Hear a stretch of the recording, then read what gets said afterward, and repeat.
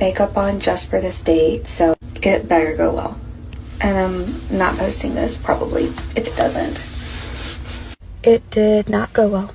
Truthfully, it lasted less than 2 minutes. I walked up, he gave me a hug and said, "Are you hungry? Let's go inside." We went inside. He said, "Actually, can you step outside for a minute?" I stepped back outside and he said, "I'm not trying to offend you, but I'm just not feeling it." So I walked to my car, came back home.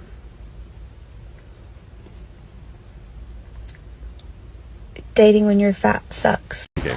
Oh wow there fam, this XXL size queen is trying to tell us how bad her date went because the guy actually showed up. Ladies, let me tell you something. For those of you who are on any spectrum of the waistline size, a lot of men don't even get that. I mean, they go out on a date, which they planned out and they're gonna pay for, and a lot of these "I'm not gonna settle regardless of what's wrong with me" queens, they just don't even go out. They totally ghost the guy because they had a better prospect. So saying that dating as a fat sucks because the guy didn't show up, oh, cry me a river there, queen. In fact, at your size, you should be able to cry me several rivers. The point is there, queen, dating has sucked for men since day one. At least you can control the one thing that's holding you back: your weight. I mean, that is if you could drop the french fries for about 10 seconds. Before we move on, I want to bring to attention that 75% of my viewers are not subscribed to my channel. Come on, fam. You've seen my logo on other channels, and you're already here. Please hit that subscribe button and support the channel. It really helps out. Moving on. First of all, I just want to say to this commenter and to everyone else who's been saying the same thing,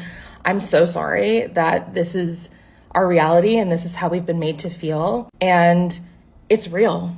Like, as much as I wish it wasn't real, I want to validate you and say that it is real, that people do treat fat women like this. And unfortunately, in our society, we've made dating conventionally attractive, conventionally hot people a form of social currency where you're almost embarrassed to be seen with someone who doesn't fall under that category. I'm not innocent in this either. Like, I've dated so many different kinds of men, but I have the internalized belief that, like, why would this hot guy want to be seen with me, which is so ridiculous. It's so ridiculous, and I hate that I feel that way. Unfortunately, this has been my reality as well. A lot of people want to hook up.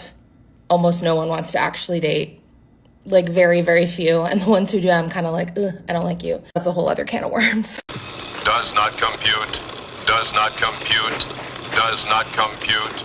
Oh, boo-hoo there, my XXL queen. You're complaining because hot guys want to hook up with you, but they don't want to be seen with you? At least you get that. Tell me something, queen. How many hot women say that they want to hook up with an overweight man, but they don't want to be seen with them? Very, very few, if any at all. Oh, please, save it. Just because you say you're good enough to sleep with and not to commit to doesn't mean a dang thing. At least you're hooking up with the hot guy. You're getting something out of it. You're acting like it's all one way. No, it's two ways, sister. When you hook up, both of you enjoy it, not just one person. I mean, let me ask you a key question here, my ton of fun princess. How many overweight men have you dated? Or to the point, how many overweight men do you want to be seen with? Last time I checked, even girls that break the mold by at least 50 pounds want to be seen with a hot guy. You want to compete with the skinny girls to get the hot guy, but you're complaining because you lose at that. Yeah, a hot guy will sleep with you, but he doesn't want to be seen with you. Most hot guys are like that. They treat you extra cushion girls like mopeds. Fun enough to ride, but they just want their friends to see them riding it. But then again, queen, what are you complaining about? The guy you want to ride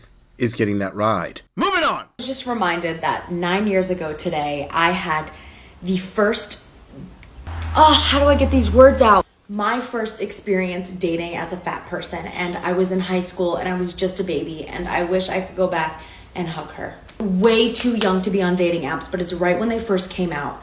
And so my friends and I would joke around and we would just talk to some people, and it was fairly innocent. And there was this one boy I was talking to that was like more upstate New York or maybe west or somewhere else, not near where I was living. We had been talking for a bit, and we never really planned to meet up just because neither of us had cars or a license yet or anything like that.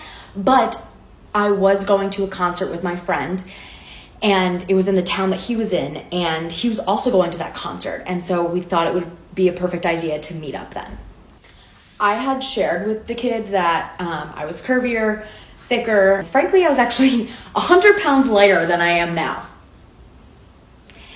And we had sent each other pictures back and forth. He knew exactly what I looked like. I wasn't trying to fake anything because the last thing I wanted to do was for him to be shocked and I be a catfish. I get to the concert, I'm so excited, I'm texting him, I'm thinking, I'm finally gonna have my first kiss. I see him from afar, I go to text him and say, hey, let's meet up, and he blocks me.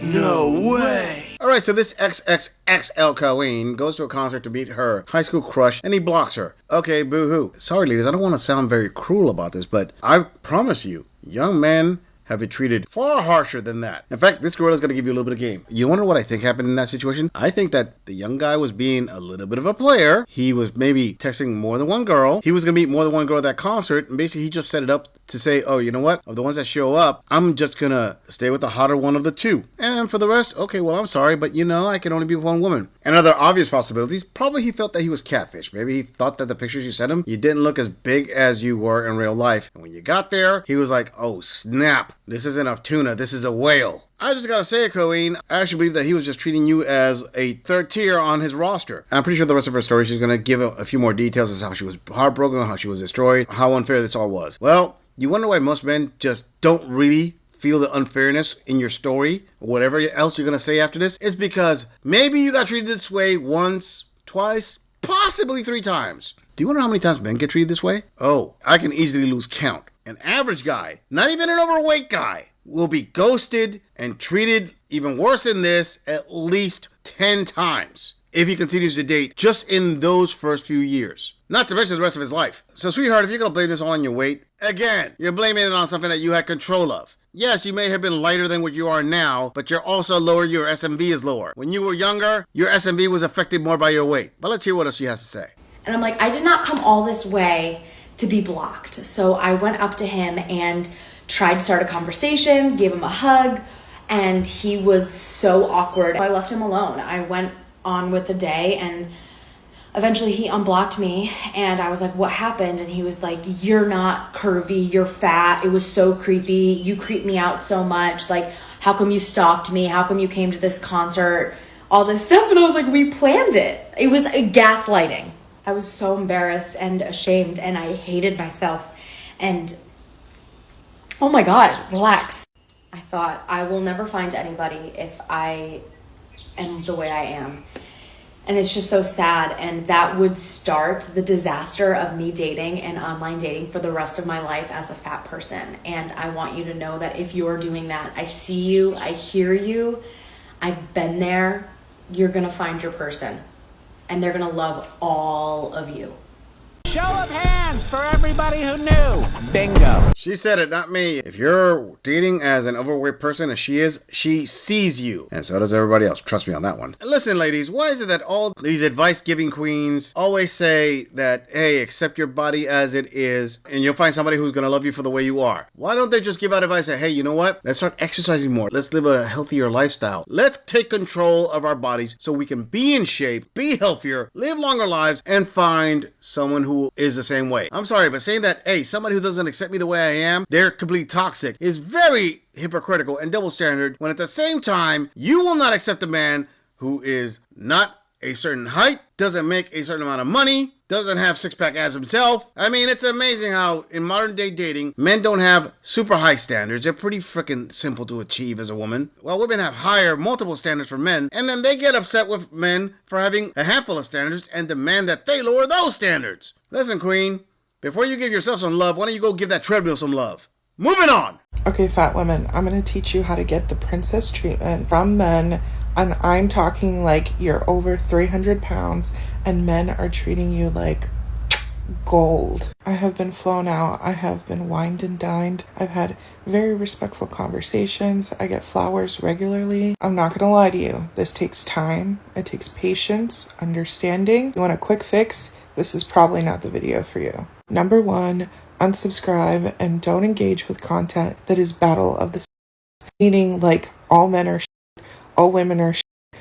There are shit people in this world, and that has nothing to do with their gender. A lot of that content is made because it's very relatable, and when someone goes viral for making something that's like, all guys do this, they're gonna keep trying to make that content, and it's not always genuine. Number 2, if you want to be treated like a princess, you have to act like a princess. It also helps to look like a princess. And trust me, I get it. I grew up in a household where like sarcasm was literally our love language. It's like how we communicated, how we love each other. That's great, but that's just not something that I want in my relationship. I really want to be treated like in a romantic way. I want to be treated with respect and just a lot of love and understanding. So I give that. Like when I talk to someone, I talk to men in a certain way. And that goes into like number 3. I'm always so respectful when I speak to men. I always speak to them in a really high regard. I'm always like, how are you, sir? I'm very intentional in communicating my feelings, and either they reciprocate that or they get really freaked out. I'm okay if they get freaked out because I realize I'm like, okay, I don't need to waste my time with this person. They don't get it.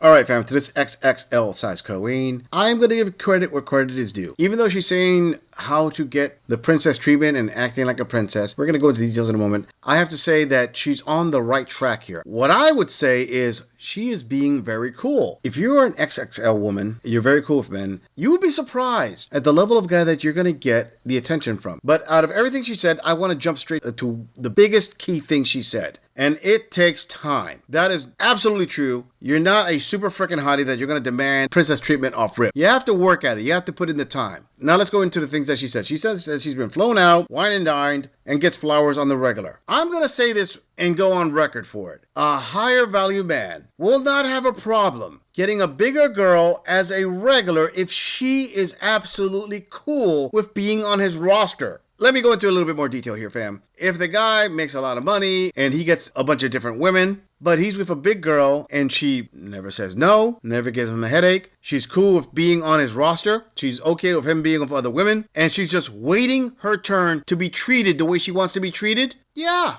a higher value man will eventually do that for a bigger cute girl who's very cool about things. Let me give my younger male listeners out there some game. If you're going out with, say, a woman who is an 8 out of 10, chances are she's got an uncool attitude. So you treat that like something that's on sale, like it's Black Friday. You hit that as many times as you can because it's not going to last long. Now, a heavy girl who's very cool about it and she doesn't mind you going banging out the 8s as long as every now and then you're going to give her some, that is worth keeping around. I mean, she's worth her weight in gold. No pun intended. But let's hear what else she has to say. Like, they don't get it. Number 4 should have been number 1, but any guy that approaches me and immediately talks about my body, is in any way, says things that just like rub me the wrong way, I don't even respond. I don't even open the message. Delete and move on because they're already telling you what they want. Stop engaging. Please stop engaging with these kinds of men. Number 5, I tell them exactly how I want to be treated. I tell them I like flowers. I like flowers regularly. Flowers make me feel blah, blah, blah.